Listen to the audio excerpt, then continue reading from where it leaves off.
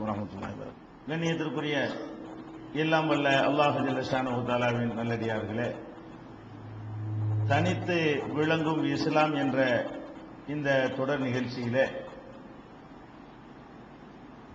இஸ்லாம் உண்மையான மார்க்கம் என்பதை தனக்குத்தானே தெளிவாக நிரூபிக்கிற விஷயத்திலே தனித்து விளங்குகிறது என்பதன் ஒரு பகுதியை நாம் பார்த்தோம். அதே போல இந்த மார்க்கம் உண்மையான மார்க்கம் என்பதற்கு அல்லாஹ் இரண்டு விதங்களிலே நிரூபித்து காட்டுகிறான். ஒன்று, நபிகள் நாயகம் ஸல்லல்லாஹு அலைஹி வஸல்லம் அவர்களை உலக மக்கள் மத்தியிலே காட்டி, இவரை பாருங்கள், இவரை பற்றி நீங்கள் சிந்தித்தாலே இது உண்மையான மார்க்கம் என்பதை நீங்கள் அறிந்து கொள்வீர்கள் என்று பல சான்றுகளை முன்வைத்து அல்லாஹ் நிரூபித்து காட்டுகிறான். அடுத்ததாக, எந்த செய்தியை முஹம்மது ஸல்லல்லாஹு அலைஹி வஸல்லம் அவர்கள் அல்லாஹ்வுடைய வேதம் என்று மக்கள் மத்தியில் வைத்தார்களோ அந்த செய்தி குர்ஆன், அதுவும் தன்னைத்தானே உண்மை என்று நிரூபிக்கிறது. எப்படி நிரூபிக்கிறது என்று சொன்னால், உலகத்தில் எந்த ஒரு மனிதன் எழுதிய நூலாக இருந்தாலும், எந்த ஒரு அறிஞர்கள் எழுதிய நூலாக இருந்தாலும், அதை 100% ஆய்வுக்கு உட்படுத்தி யார் வேண்டுமானாலும் இதுல முடிந்தா தவறு கண்டு பார் என்று அறைகோல் விடவே மாட்டார்கள். விட முடியாது. எங்க நூலை நீங்க பாராட்டுறாந்தா பாராட்டுங்க, இல்லைன்னா ஒதுங்கி போயிருங்க என்ற அளவில் தான் எந்த ஒரு நூலுமே தன்னுடைய நம்பகத்தன்மைக்கு முக்கியத்துவம் கொடுக்கும். குர்ஆனை பொறுத்த வரைக்கும் எப்படி இது அமைந்து இருக்கிறது என்று சொன்னால், ஒவ்வொரு செய்தியை சொல்லும் பொழுதும் எடையே இது உண்மை, இது சத்தியம், உனக்கு சந்தேகம் இருந்தால் எந்த ஒரு அளவு கொள்ள வேண்டாம் அளந்து பார், எந்த ஒரு உரைகள்ல வேண்டாலும் உரசிப்பார், இது சத்தியம்ங்கிற முடிவுக்கு நீ வருவாயே தவிர இதுல தவறு கண்டு இது அசத்தியம்ங்கிற முடிவுக்கு உன்னால் வர முடியாது என்று திருக்குர்ஆன் அடித்து திரும்ப திரும்ப சொல்கிறது. எப்படி எல்லாம் சொல்கிறது? ரசூல் ஸல்லல்லாஹு அலைஹி வஸல்லம் அவர்கள் இந்த மார்க்கத்தை சொன்ன உடனே, குர்ஆனை போய் மக்கள்கிட்ட சொன்ன உடனே அவங்க இட்டுக்கட்டி சொல்றாருங்கிற மாதிரி ஒரு அவதூறை நபிகள் நாயகம் ஸல்லல்லாஹு அலைஹி வஸல்லத்தின் மீது சொன்னார்கள். சொன்னா அதுக்கு அல்லாஹ் எப்படி பதில் சொல்றான்? ஓ, இதை இவர் இட்டு கட்டினார்னு சொன்னீங்களா? இவர் இட்டு கட்டினா உங்களுக்கு அதை விட இட்டு கட்ட இயலும்ல.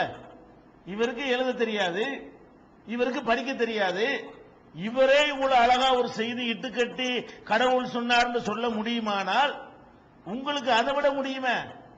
நீங்க பெரிய பெரிய பண்டிதர்களாயிற்ற, அரபு மொழியை கரைத்து குடித்தவர்களாயிற்ற, அரபி மொழியில பெரிய பெரிய இலக்கியங்களை எல்லாம் எழுதியவர்களா இருக்கிறீங்களே, அப்ப இவர் சொந்தமா இதை தயார் பண்ணிட்டார்னு நீங்க நினைக்கிறது உண்மையா இருந்தால் அல்லாஹ் கேட்கிறான், ஃபல் யது பிஹதீஸ் மிஸ்லிஹி இன் கானு சாதிகீன். இவர்களுடைய விமர்சனத்திலே இவர்கள் உண்மையாளர்களாக இருந்தால் இது போன்ற ஒரு செய்தியை இவர்கள் கொண்டு வரட்டுமே. இந்த ஆள் படிக்காத ஒரு ஆள் கொண்டு வந்துட்டார்ல, அவர் தானே சொந்தமா கற்பனை பண்ணார் நீங்க சொல்றீங்க. இந்த குர்ஆன்ங்கிறது அவரா இட்டு கட்டி ஜோடிச்சு அவரா தயாரிச்சு சொல்றார் என்பதுதானே உங்களுடைய வாதம். அந்த வாதம் உண்மையாக இருக்குமையானால் இது மாதிரி எல்லாம் சேர்ந்து கொண்டுட்டு வா.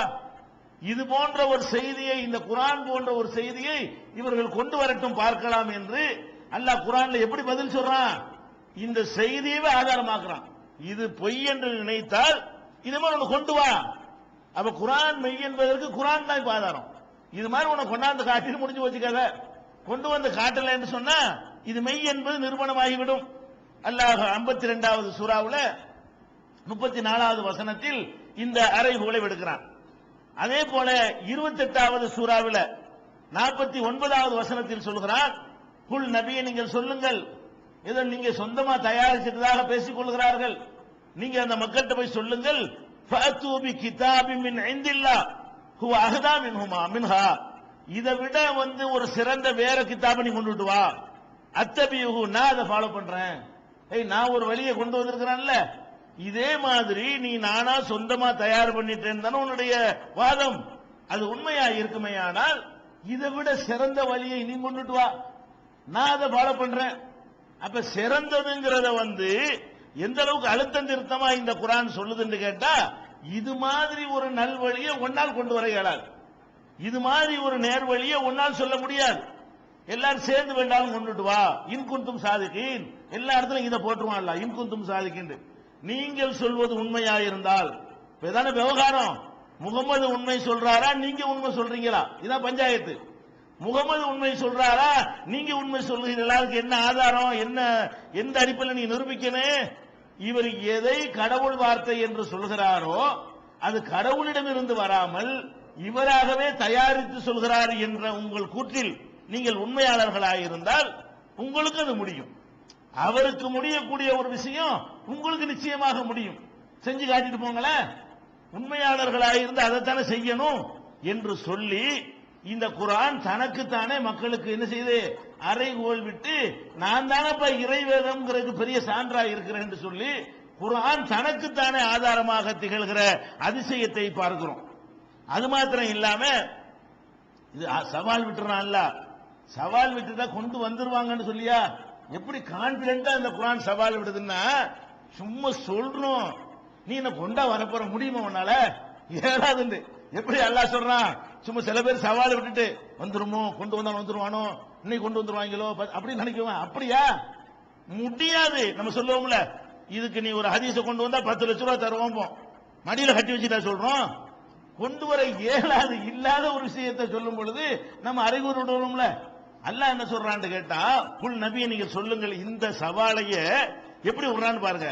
ல இனிஜித்தமாத்தில் இன்சு வல் ஜின்னு, மனித குலமும் ஜின் வர்க்கமும் ஒன்றாக திரண்டு, நீ மக்காவாசி மட்டும் ஒண்ணு கூட வேணாம், உலகத்தில் உள்ள அத்தனை மனிதர்களையும் ஒன்னா சேர், உலகம் பூரா சுற்றுப்பயணம் செஞ்சு அனைவரையும் ஒன்னா கூட்டிட்டு வந்து, எதுக்காக வேண்டி ஒன்னா கூட்டிட்டு வரணும்?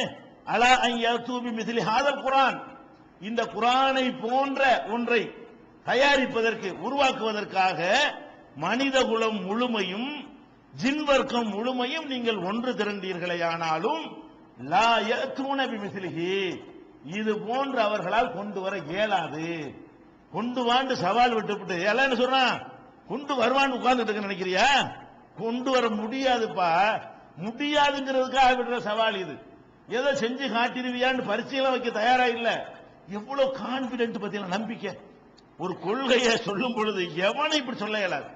இதுதான் மெய், இதை தவிர மற்ற எல்லாம் பொய், இந்த அறைகோலை ஏத்துக்க உன்னால கொண்டு வரவே இயலாது அப்படின்னு சொல்லிட்டு உளவுக்கான எல்லாம் சொல்றான். லா யஅதூன பிமிஸ்லிஹி, இது மாதிரி அவர்களால் கொண்டு வர முடியாது. உளவுக்கான பஅதுஹும் லி பஅதின் லஹீரா, ஒருத்தர் மற்றவருக்கு உறுதுணையாக நின்றாலும் சரியே. தனித்தனியா நீ ஒண்ணு தனியா கொண்டு வா, நீ ஒண்ணு தனியா கொண்டு வான்னு உனக்கு சொல்லலப்பா.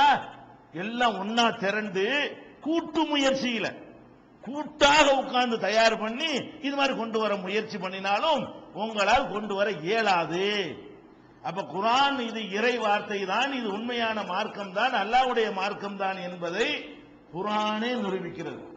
இந்த அறைகோல் விடப்பட்டு 14 நூற்றாண்டுகள் கடந்த பிறகும் யாரும் இந்த அறைகோல எதிர்கொள்ள முடியல, இன்னைக்கு வரைக்கும் முடியவில்லை.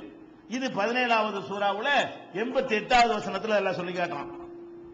ஒரு குர்ஆன் இவ்வளவு பெரிய வேதத்தை எப்படி கொண்டு வர்றது? அவங்க திகைக்கிறான், நல்ல அவகாசம் கொடுக்கறான், தடுமாறுறாங்க, கொண்டு வர முடியல. அல்லாஹ் என்ன பண்றான்னு கேட்டா, குர்ஆன் அளவுக்கு உனக்கு கொண்டு வர இல்லையா, இறங்கி